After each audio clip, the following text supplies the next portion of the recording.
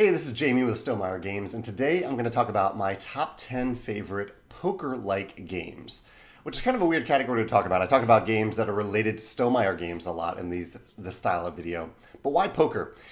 After college, the main game that I played for probably 7 or 8 years was poker. I hosted a weekly poker night where we get together between 8 and 12 people and play poker for a couple hours. And we play, I think it's tournament style. We played Texas Hold'em, and after the first hour, we would increase the small blind, the blind that you have to pay to get in. We each would pay $10 to get in on the night, so it's very low stakes, but a little bit of money on the line, and play until there was one winner, which usually took around 2 hours, maybe 2.5 hours. And we had a great time. This was the game that we played every week for years and years. And meanwhile, I was playing board games a little bit, but I was mostly just playing poker every week. And I really enjoyed it. I miss it a little bit, but I do enjoy the tabletop game space, the big world of tabletop games now. And I thought I'd talk about, for those of you who have played poker, who enjoy poker, some tabletop games that I think that you would also enjoy if you really do love poker. And I think there are lots of clever design elements to poker itself, and so I wanted to talk about them in relation to some of my favorite games. One other quick story that I wanted to share before I jump in is that on one of our final poker nights a couple years ago, we played a game of poker and it didn't last very long. We were finished in like an hour, and so I was like, well, why don't we play another poker-like game? And we ended up playing one of the games that'll be higher up on this list. And that's one of the distant historical motivations for me making this list, that we had this experience of playing poker, and then we really enjoyed playing this other tabletop game as well, even though we were in the poker mindset. So let's jump right in. A few Stonemaier games that are related to this category, slightly related, but not enough to really make the list or the honorable mention list even, are Scythe. In Scythe, the combat in Scythe, it has a little bit of a feeling of poker in that you know what's in your hand. It's a random assortment of combat cards in your hand. You're choosing one of them and choosing a private number on your combat dial. There's a little bit of feel of poker there. In Red Rising, you have that feel of getting a random hand at the beginning of the game. In poker, you get a lot of that feeling because you frequently, throughout the game, you get a random hand of 2 cards in Texas Hold'em. And Red Rising gives you that feeling once at the beginning of the game. So it captures that feeling just a little bit. And in Tapestry, Tapestry is probably a game that you wouldn't think of in relation to poker, but Tapestry has a few civilizations that have a little bit of feeling of poker, including the Mystics came to mind the most, because the Mystics have you essentially predicting the future, but you're kind of just saying, I think this will happen, and I want to make this happen. And that feeling, I think, is a little bit there in poker as well. But that's a little bit of a stretch. Some ambassador picks for this category are Cyclades, Dice Town, Liar's Dice, Tiny Epic Western, Spyfall, Battle Line, Stockpile, and Shadows Over Camelot. I've put them in this category and not the honorable mentions because some of these I haven't played, and of those that I have played, I wouldn't necessarily make the corollary there, or the comparison to poker, but I can kind of see where they're coming from. My honorable mentions are Fox in the Forest, Cockroach Poker, Air, Land, and Sea, Citadels, Quacks of Quedlinburg, for the kind of push your luck element of it, Resistance Avalon, Wits Wagers, and For Sale. And that list is kind of in order. I came really close to putting Avalon, Wits Wagers, and For Sale on this list. So let's jump right into the top 10. I own actually half of these games that I will mention here. So obviously my poker roots have carried over into the games that I actually purchase and buy and play. But I don't own this game. This is No Thanks at number 10. So No Thanks is a game where you are bidding to not take cards. A random card will come up. I believe they're numbered 1 through around 35.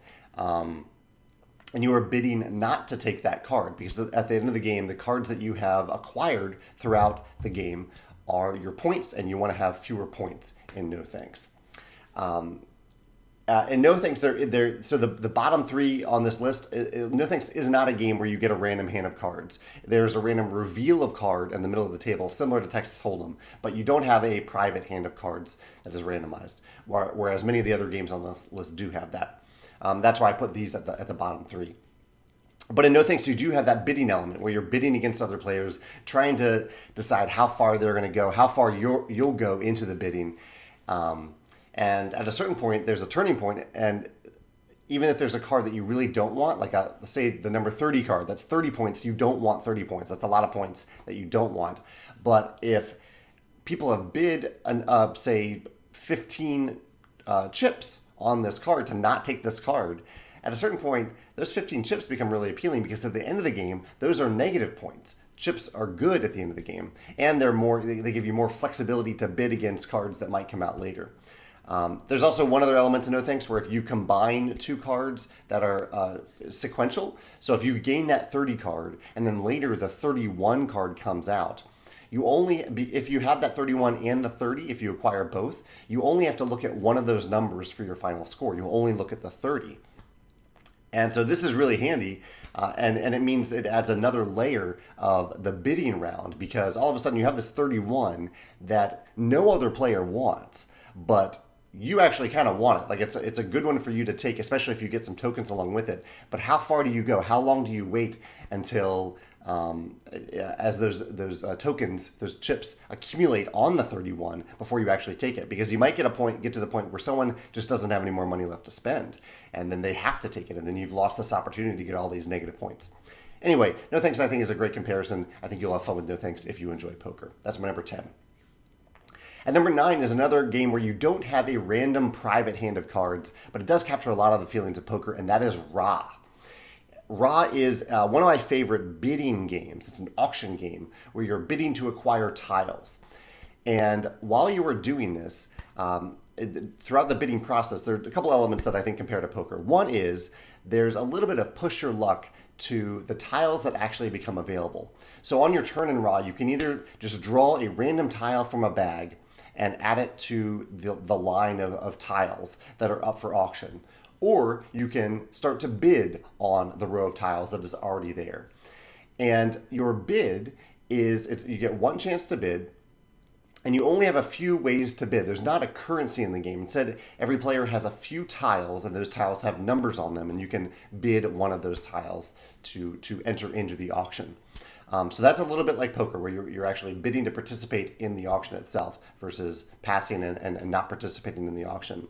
But also, in that tile draw process, there are certain tiles that come out, the Ra tiles that come out, that immediately stop the auction from happening, or they start the auction from happening. They force an auction to happen.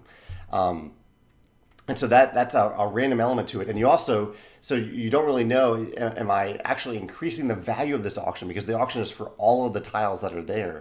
Or am I starting an auction right now without realizing it? Or you can't even add some tiles to the auction that aren't good. They're negative tiles. So are you making it worse by drawing tiles? So there's a nice push your luck element to Ra there, and a nice bidding element that makes me think of poker. And I just really love the game Ra. So that's Ra, my number 9 pick. At number 8 is Skull. Skull is the last one that would probably be higher up on this list. It's a lot of fun. It's very similar to poker in certain ways, but you don't have a random hand. So I put it a little bit lower on the list. In Skull, every player starts out with the same 4 tiles. One has a rose on the back of it, and the other 3 have skulls. And in Skull, you are basically putting a tile on the table face down. And everyone will do this. You're putting the tile face down on the table on your turn, or you are declaring that you think you know how many tiles are actually, I think I said that backwards. I'm sorry. There are 3 roses and 1 skull. Skull is the bad one. 3 roses and 1 skull. You're putting them down, these tiles down on the table, and at a certain point, someone will say, "Okay, I think I can choose 3 tiles that are roses." And these are face down, so they don't really know which ones are roses except for the tile that they've put on top of their stack.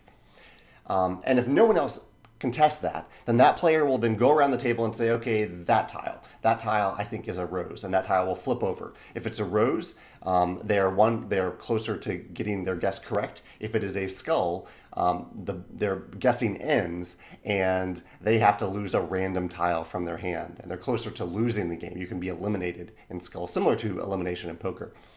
But when a player makes that initial declaration of, I think there are 3 roses out there, I think I can pick 3 roses, any other player can come in and outbid them. They can say, okay, I think there are 4 out there, or I think there are 5 out there. And that goes on until no one contests the highest bid. So there's a lot of feeling of poker here. That there is a bidding element to it. There's a big bluffing element to the game. And not only are you bluffing you're trying to deduce what other people have played, but you also have your own stack of tiles that you've been playing. And maybe you are bluffing there too. Maybe you have a skull right on top of your stack. And you're trying to make other players think that it's a rose. Really great game. I think it definitely will connect with players who are used to playing poker. That's Skull at number 8. At number 7 is Hanamikoji. This is the first game on the list that I actually own. Hanamikoji. I didn't put this a little higher on this list because it is strictly a 2-player game, but heads-up poker is a big part of poker. When you get down to 2 players at the table and it's just you and one other person, that is a big part of playing poker. And Hanamikoji offers that feeling of heads-up poker.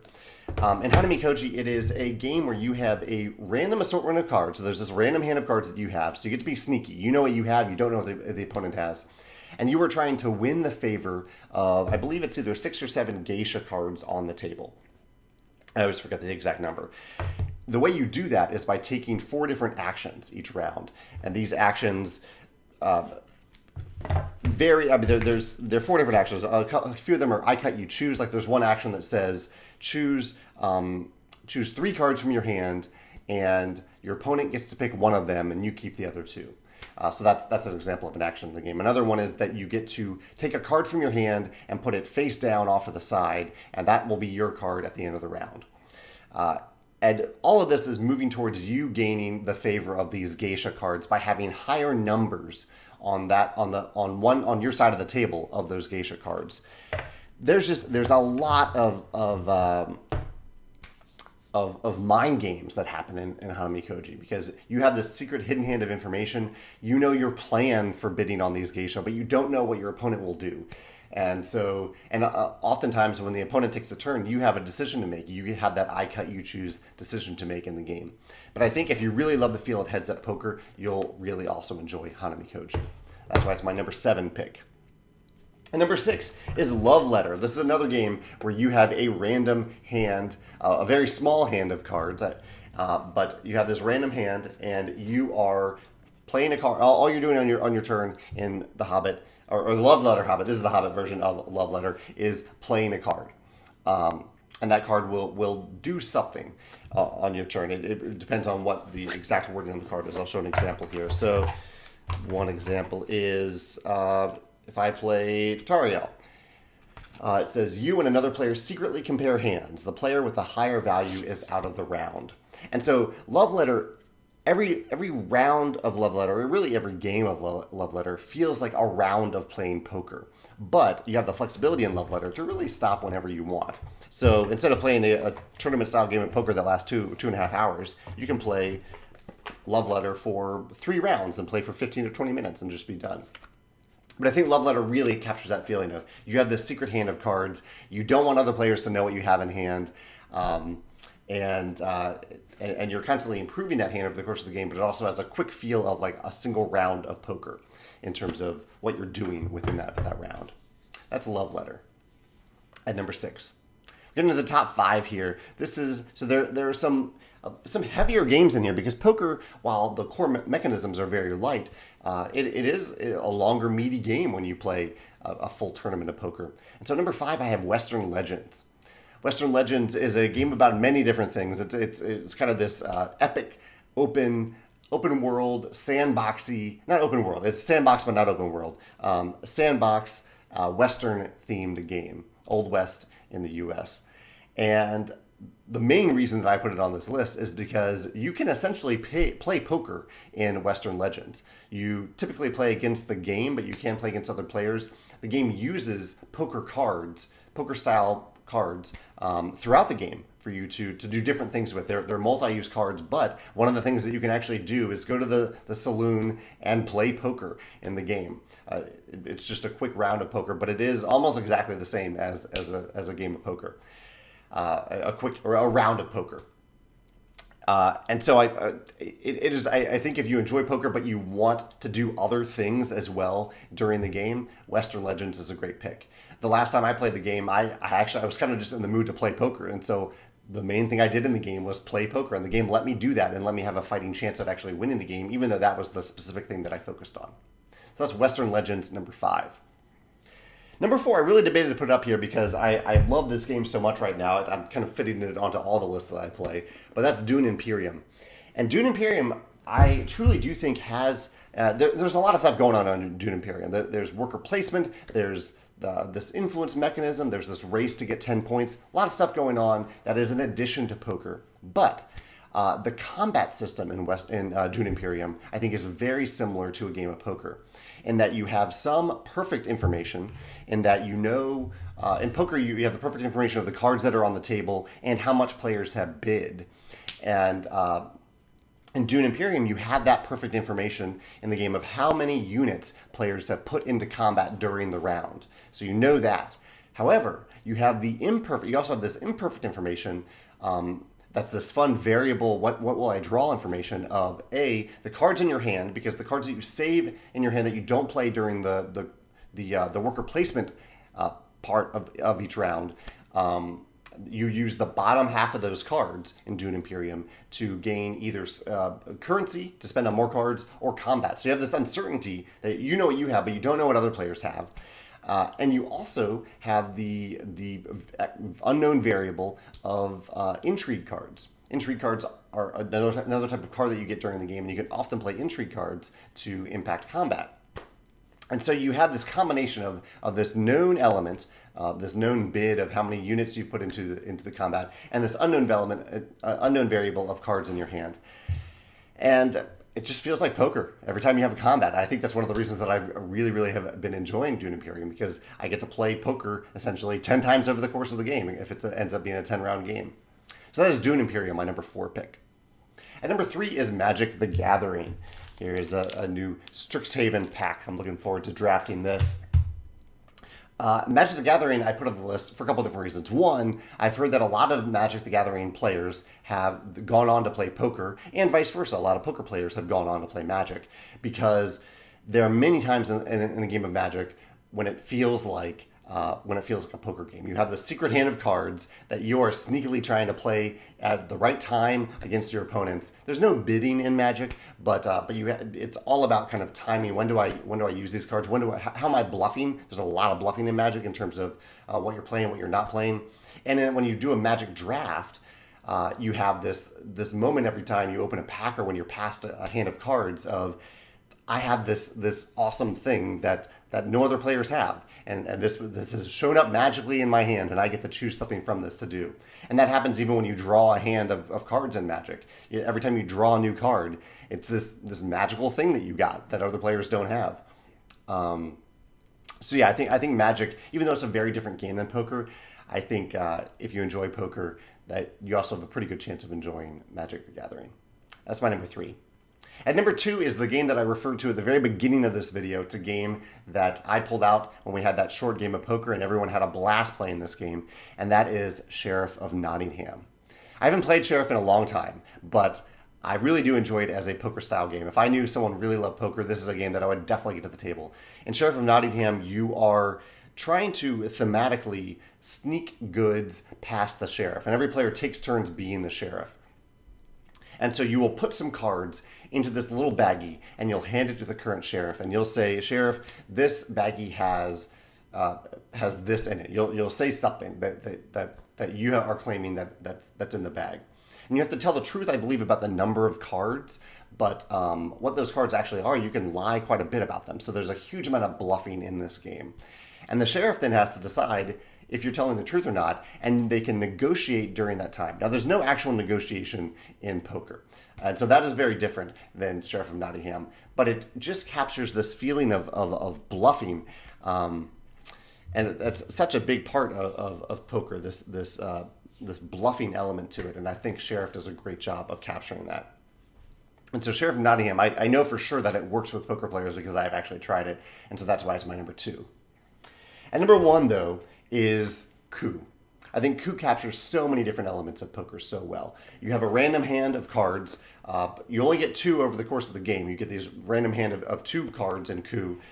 But that's when the bluffing begins, because the things that you do in Coup, you can say, for example, that I can say, I am going to use my captain. I'm going to use my captain on this turn. But you don't have to actually show the captain card.